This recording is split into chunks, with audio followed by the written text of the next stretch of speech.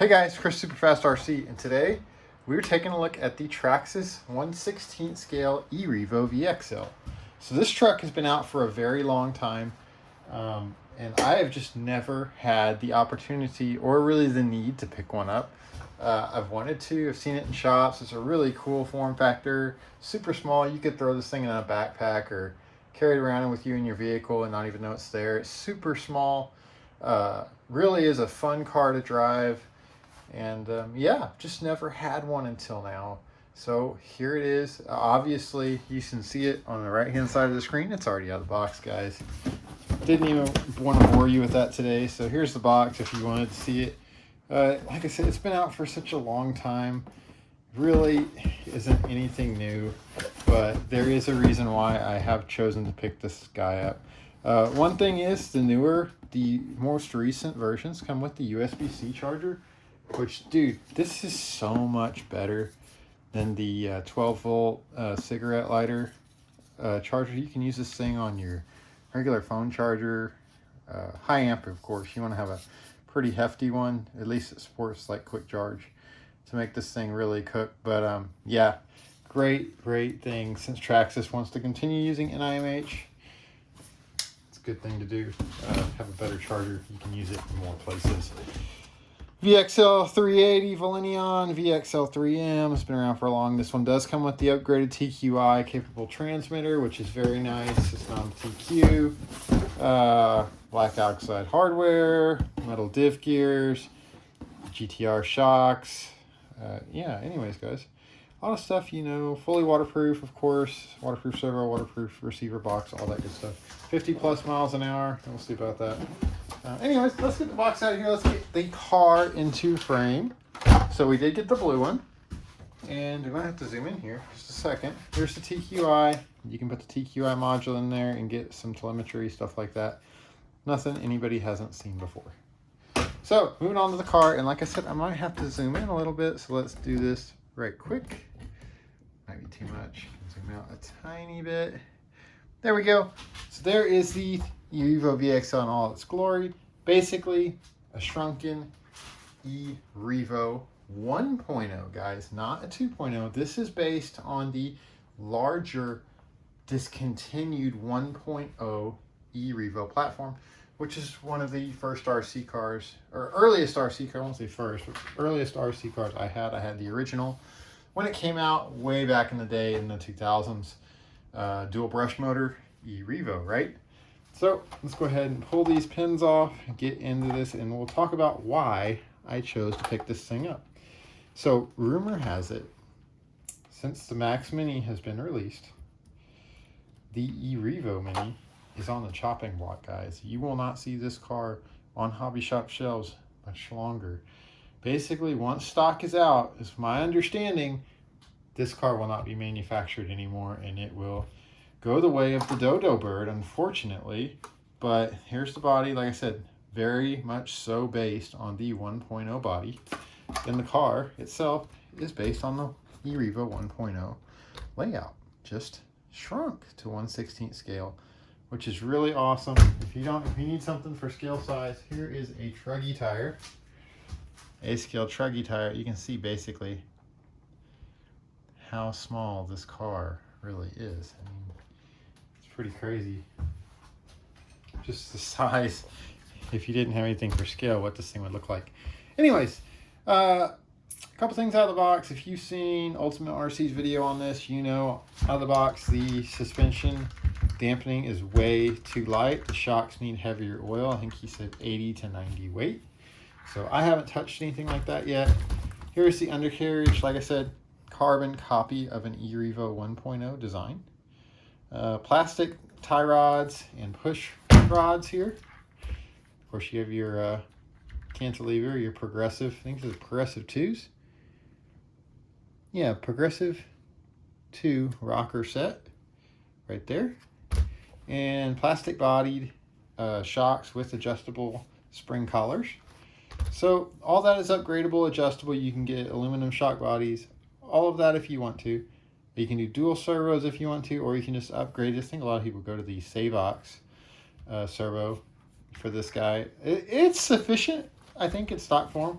The servo that comes with it is sufficient. It's a little slow, but I think it has enough torque to get the job done. This thing barely weighs anything, guys. You could throw it around. Out of the box, like I said, is the VXL 380 system, the VXL 3M. So you have the brushless motor here, nice blue anodized. You get one battery, and here's a little controversial thing, and I think this is probably another reason why they're discontinuing it. But this thing has always come with the power cell NIMH pack. This is a 1200 milliamp hour battery, and for most people, just taking this thing out and tooting around with it, this is sufficient. If you have this thing in training mode, I think this is a good spot for this, but if you're running anything else but training mode, this battery really takes a beating. It gets hot, it doesn't last all that long, but it gets you started, and I think that's where Traxxas is going.